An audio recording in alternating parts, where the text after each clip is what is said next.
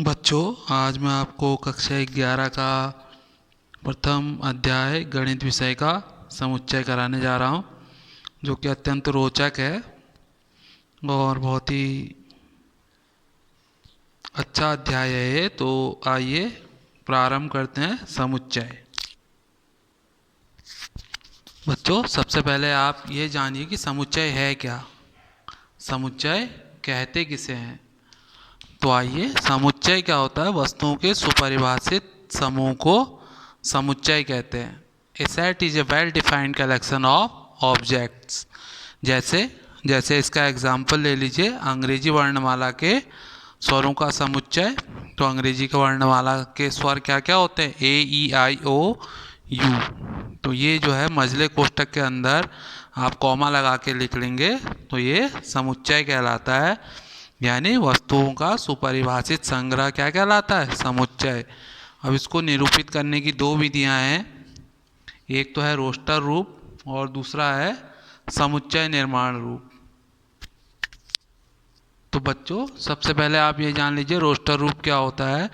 Roster रूप में आप समुच्चय के प्रत्येक अवयव को सूचीबद्ध करते हैं और उसके प्रत्येक अवयव को एक दूसरे से अर्धविराम से अलग कर लेते हैं और इन्हें एक मझले कोष्ठक के अंदर लिख लेते हैं। जैसे कि मैंने एक उदाहरण दिया है, 10 से कम सभी विषम धन पूर्णांकों का समुच्चय। तो विषम पूर्णांक होते हैं 1, 3, 5, 7 और 9। तो अगर आप इन्हें डिटेल में लिखेंगे तो ये क्या कहलाएगा, रोस्टर रूप।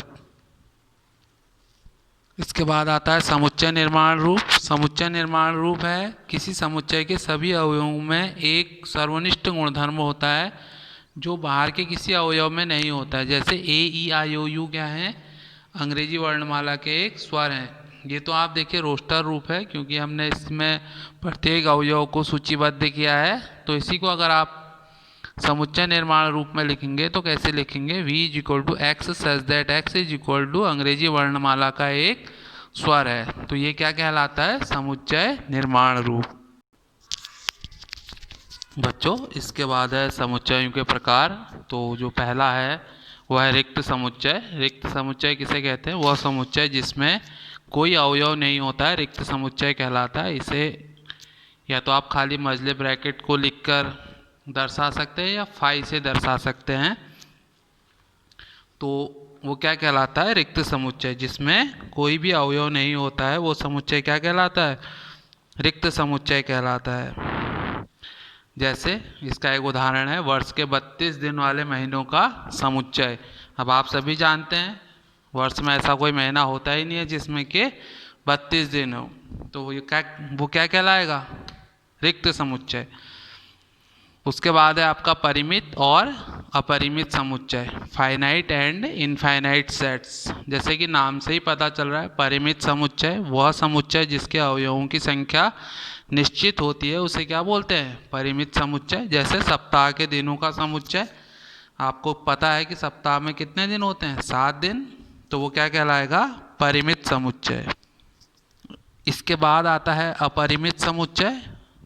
वह समुच्चय जिसके अवयवों की संख्या अनिश्चित हो तो उसे क्या कहते हैं, अपरिमित समुच्चय। जैसे प्राकृत संख्याओं का समुच्चय। आपको पता है कि प्राकृत संख्याएं 1 से प्रारंभ होती है और अनंत तक जाती है, तो वो क्या कहलाएगा, अपरिमित समुच्चय।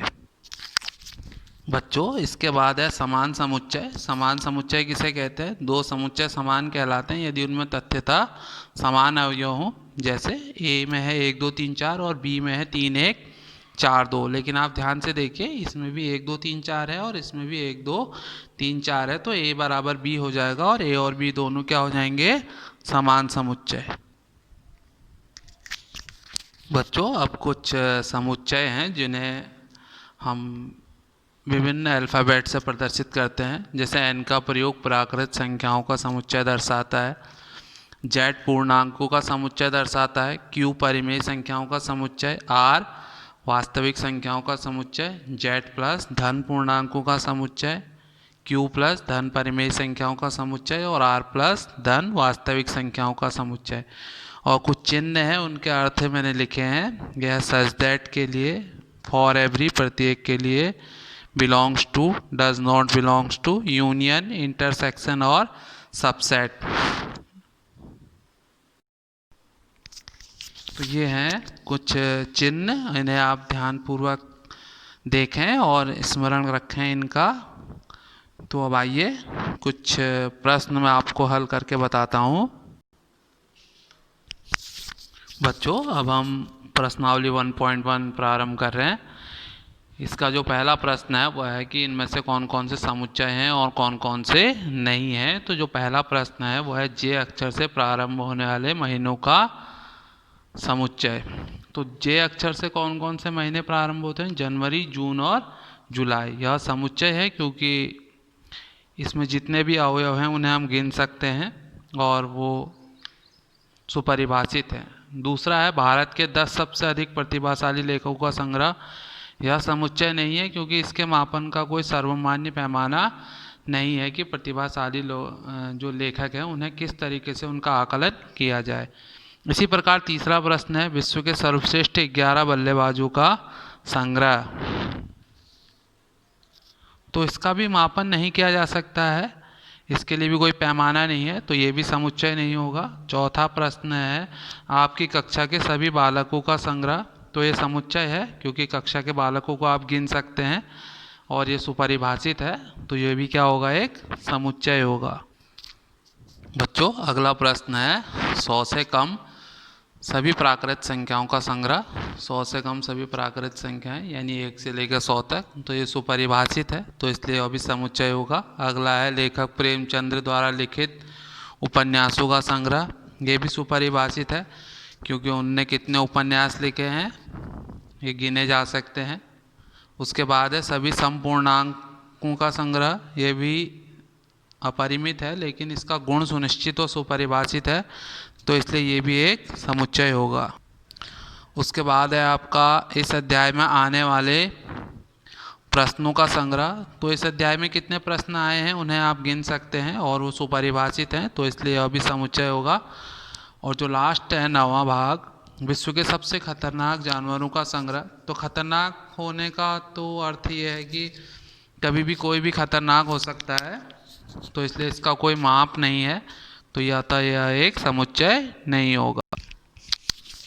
बच्चों अब दूसरा प्रश्न है, आपको ए बराबर दिया है 1 2 3 4 5 6 और नीचे रिक्त स्थान दिए हैं, तो आपको इसमें बिलोंग्स टू और डज नॉट बिलोंग्स टू भरना है। तो बहुत ही आसान और बहुत ही सरल है, ध्यानपूर्वक देखिए आप इसे। देखिए 5 बिलोंग करता है ए को, तो बिलोंग्स टू हो जाएगा। 8 बिलोंग करता है? नहीं करता है क्योंकि इसमें 8 है ही नहीं। 0 बिलोंग करता है? नहीं करता है। 4 बिलोंग करता है? करता है। 2 बिलोंग करता है? ये भी करता है। 10 है इसमें? नहीं है, तो डज नॉट बिलोंग्स टू हो जाएगा। जो उसमें है वो बिलोंग्स टू हो जाएगा और जो नहीं है वो डज नॉट बिलोंग्स टू। बच्चों अब अगला प्रश्न है रोस्टर रूप में लिखिए। जैसे कि आपने शुरू में देखा था कि समुच्चय निर्माण की 2 विधियां हैं, एक समुच्चय को प्रदर्शित करने की, एक समुच्चय निर्माण रूप, दूसरा रोस्टर रूप। रोस्टर रूप है क्रमबद्ध तरीके से लिखना। जो हमारा ए है वो है x सच दैट x एक पूर्णांक है, -3 से बड़ा है और 7 से छोटा है, तो क्या हो जाएगा? -2 -1 0 1 2 3 4 5 और 6। ये क्या कहलाएगा? रोस्टर रूप कहलाएगा। दूसरा है 6 से कम एक प्राकृत संख्या 1 2 3 4 और 1 5, तो ये इसका रोस्टर रूप हो जाएगा। जो तीसरा प्रश्न है वो है x सच दैट x 2 अंकों की ऐसी प्राकृत संख्या जिनका योगफल 8 है। तो देखिए बच्चों 8 कैसे होगा? 17, 7 और 1 8। इसके बाद क्या हो जाएगा? 26, 6 और 2 8। फिर क्या हो जाएगा आपका?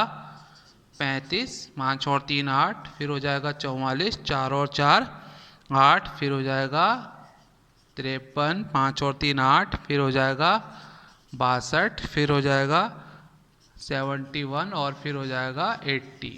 तो अगर आप इन्हें जोड़ेंगे तो आपका जोड़ 8 आ जाएगा। दोस्तों अब चौथा भाग है इसका। x सच दैट x एक अभाज्य संख्या है जो 60 की भाजक है। तो क्या हो जाएगा? 60 का भाजक कौन सी अभाज्य संख्या? एक तो 2 हो गई, दूसरा 3 और एक 5। उसके बाद जो आती है 6, वो अभाज्य नहीं है। इसी प्रकार अगला प्रश्न है ट्रिग्नोमेट्री शब्द के अक्षरों का समुच्चय। देखिए इसमें जितने भी अक्षर रिपीट हो रहे हैं उन्हें आप एक ही बार लेंगे, तो ये आ जाएगा आपका T, R, I, G, O, N, M, E, Y। तो ये हो गया आपका ट्रिग्नोमेट्री शब्द के अक्षरों का समुच्चय। इसी प्रकार अगला है बेटर शब्द के अक्षरों का समुच्चय। तो ये क्या हो जाएगा B, E, T और R। तो ये इनका रोस्टर रूप हो गया। दोस्तों उम्मीद है आपको समझ में आ रहे होंगे प्रश्न। पूर्वक देखिए, बहुत ही रोचक और अच्छे प्रश्न है। ये बहुत ही सरल एक्सरसाइज है, आसान है। बच्चों अब अगला प्रश्न है चौथा, समुच्चय निर्माण रूप में लिखना है। जैसे पीछे आपको समुच्चय निर्माण रूप में दिया था, आपको रोस्टर रूप में लिखना था। अब आपको क्या करना है, रोस्टर रूप में दिया हुआ है और उसको समुच्चय निर्माण रूप में लिखना है। तो पहला है a = 3, 6, 9 और 12। अब ध्यान से देखिए आप, ये सब 3 के गुणज हैं। जैसे 3 को आप कितना लिख सकते हैं, 3 × 1 = 3, 3 × 2 = 6। इसी प्रकार 3 × 3 = 9, 3 × 4 = 12। तो अब आप इसे बना लीजिए x such that x = 3n। अब देखिए n कहाँ से कहाँ तक होगा, जहाँ n क्या है 1 से लेके 4 तक है। तो आप इसमें 1 रखिए, 3 × 1 = 3, 2 रखिए 6, 3 रखिए 9 और 4 रखेंगे तो 12 आ जाएगा। इसी प्रकार दूसरा है हमारा b, 2, 4, 8, 16, 32। देखिए 2 की पावर 1, 2 की पावर 2, 2 की पावर 3, 2 की पावर 4 और 2 की पावर 5 हो जाएगा ये। इसको भी आप लिख लीजिए b = x such that x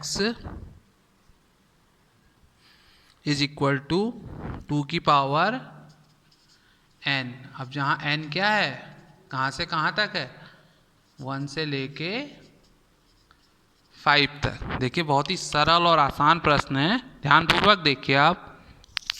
देखिए जो अगला भाग है वो सेम टू सेम पीछे वाले भाग की तरह है। इसमें 5 ऐसे ही रहेगा, 25 5 का स्क्वायर होता है, 125 5 का क्यूब और ये 5 की पावर 4। तो क्या हो जाएगा c = x such that x = 5 की पावर n। जहाँ n कहाँ से कहाँ तक है, 1 से लेके 4 तक। देखिए दोस्तों ये लेस देन और इक्वल टू का साइन है, ये भी लेस देन और इक्वल टू का साइन है। तो n 1 के बराबर और उससे बड़ा है और जो 4 है उससे छोटा और उसके बराबर है। अगला प्रश्न बहुत ही आसान और सरल है, d = 2, 4, 6 है। तो देखिए ये सम धन पूर्णांक हैं, तो क्या हो जाएगा x such that x एक सम प्राकृत संख्या है। सम प्राकृत संख्या है। तो ये आपका आंसर हो गया। अब जो हमारा e है वो है 1, 4, 9। जैसे ध्यान से देखिए आप, 1 का स्क्वायर 1, 2 का स्क्वायर 4, 3 का स्क्वायर 9, इसी तरीके से 10 का स्क्वायर 100। तो ये क्या हो जाएगा e = x such that x = n का स्क्वायर। जहाँ n कहाँ से कहाँ तक है, 1 से लेके 10 तक।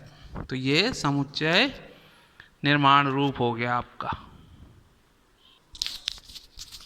बच्चों अब अगला प्रश्न है समुच्चयों के अवयवों को सूचीबद्ध कीजिए। वही रोस्टर रूप में आपको लिखना है। पहला है x such that x एक विषम प्राकृत संख्या है। तो विषम प्राकृत संख्या 1, 3, 5, 7 ऐसी आगे को ये बढ़ती रहेंगी।